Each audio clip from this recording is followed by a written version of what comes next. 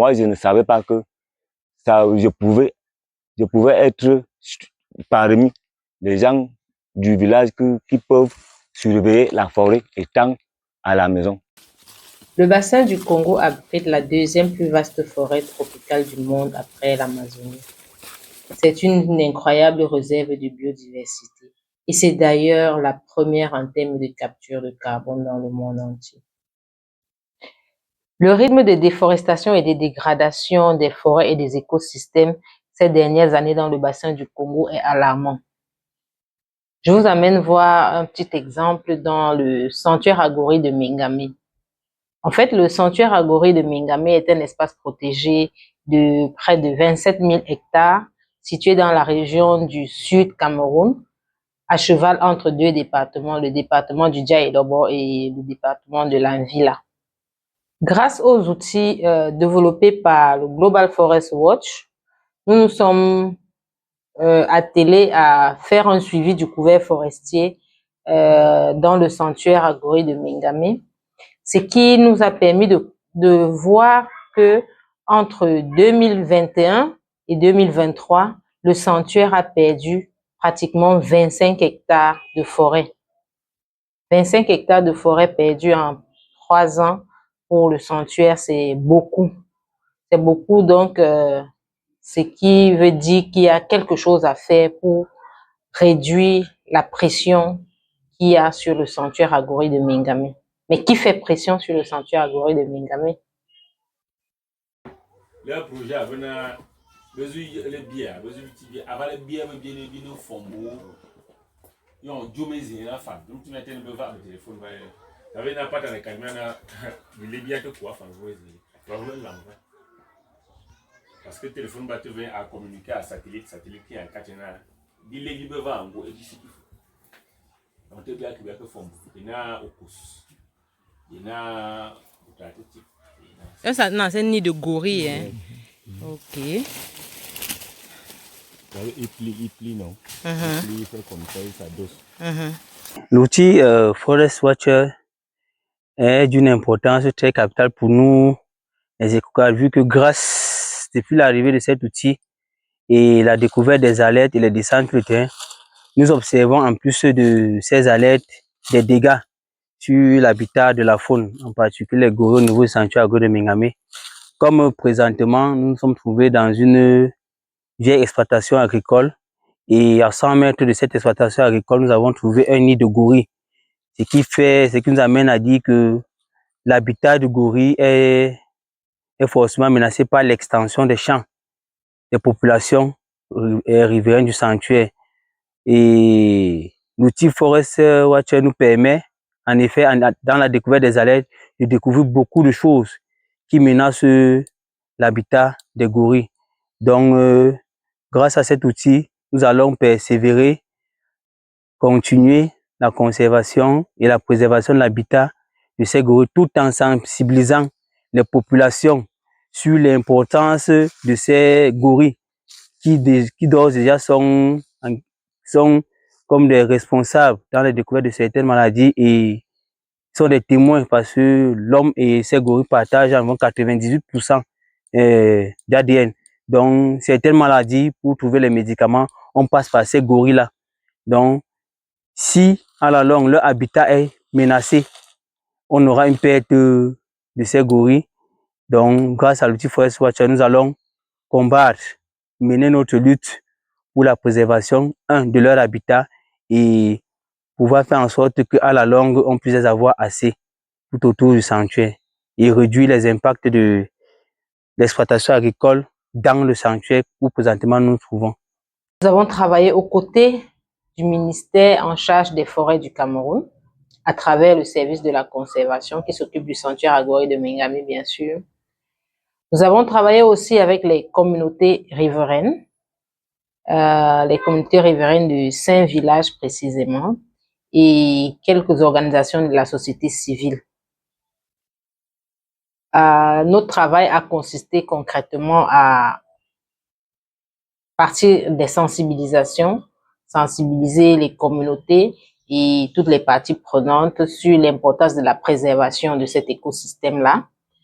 Et ensuite, Nous les avons formés à l'utilisation des outils développés par le Global Forest Watch, en l'occurrence le Forest Watcher, qui est un outil de suivi du couvert forestier qu'on installe sur le téléphone et qui peut permettre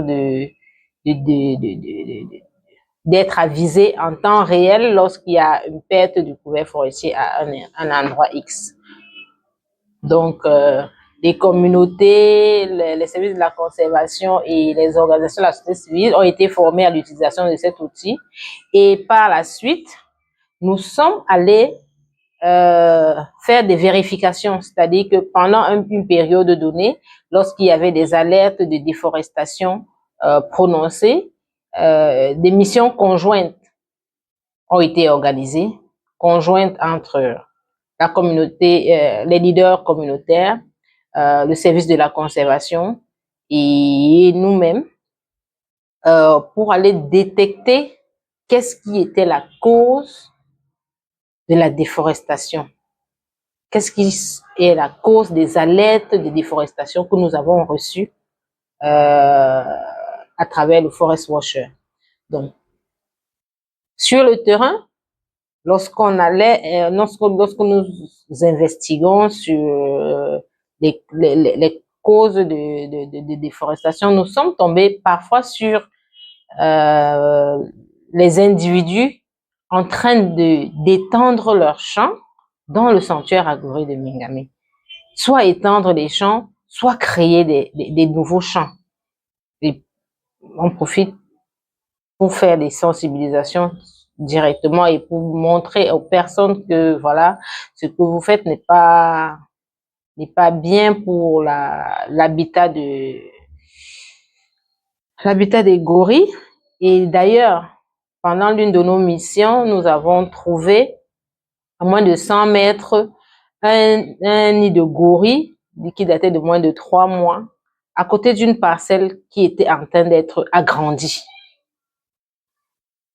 Et après, évidemment, on va donc faire face aux conflits hommes-faune qui vont survenir par la suite, puisque si l'habitat de ces gorilles-là devient menacé, il va sans dire qu'ils vont aller un peu de partout derrière les cases des communautés. Et ça, c'est un autre problème. Nous arrivons pendant que le prix du cacao est en hausse sur le marché. Du coup, les communautés sont à la recherche de plus d'espace pour étendre les parcelles cacaoyères, soit étendre, soit créer de nouvelles parcelles cacaoyères. Donc, il y a plusieurs personnes qui n'ont vu de meilleur espace que d'aller le faire dans le sanctuaire. Donc, notre action a permis quand même de limiter un tant soit peu ces actions-là dans le sanctuaire pour réduire vraiment la perte du couvert forestier et limiter la fragmentation de l'habitat, de la biodiversité. Ouais, je me nomme B. Patrice, B. Guazo Patrice, communauté locale à Kouabas. On nous a remis le téléphone parce que nous devons surveiller la forêt. Entre-temps, moi, je ne savais pas que je pouvais être parmi les gens du village qui peuvent surveiller la forêt étant à la maison. Maintenant, avec tant de formation, on m'a déjà remis l'appareil.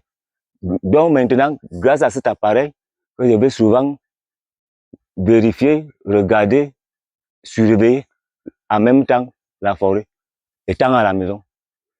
En trouvant donc des alertes, je peux pouvoir me déplacer ou demander l'accord aux gens de devant pour pouvoir entrer en forêt. Puisque autrement dit, on nous avait demandé de ne pas entrer dans une forêt sans l'autorisation des supérieurs.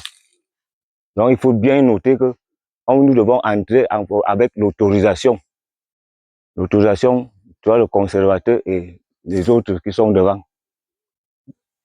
Merci, la ASD. Merci pour nous accompagner dans ce système de surveillance. On va faire notre mieux. Actuellement, on ne sait pas quel est le véritable potentiel en termes biodiversité dans le sanctuaire Agori de Mingami, puisque ça fait plus de 12 ans que le plan de développement communal doit être révisé et qu'il ne l'a pas été fait. Il faut collecter assez de données pour actualiser les données qui sont actuellement disponibles sur le sanctuaire Agori de Mingami. Surtout qu'il n'y a même pas assez de données sur le sanctuaire. Il n'y a pas assez de données sur le sanctuaire. Donc, il y a beaucoup de choses à faire en termes de suivi écologique, par exemple, dans le sanctuaire Agori de Mingami pour actualiser les données et impliquer aussi les communautés dans la gestion du sanctuaire Agori de Mingami, tout en leur offrant des alternatives pour ne plus étendre leurs actions dans le sanctuaire. Je ne saurais terminer sans remercier notre partenaire institutionnel qu'est le ministère des Forêts et de la Faune du Cameroun, sans qui les résultats du projet n'auraient pas été atteints. Et je remercie aussi notre partenaire du Global Forest Watch, qui a permis la mise en œuvre des activités grâce à l'apport financier. Et pour conclure, j'ouvre la porte et je tends les mains à tout autre partenaire qui voudrait bien se joindre à nous pour continuer les actions que nous avons commencées, en l'occurrence la préservation de l'habitat, de la biodiversité du sanctuaire Agori de Mingami.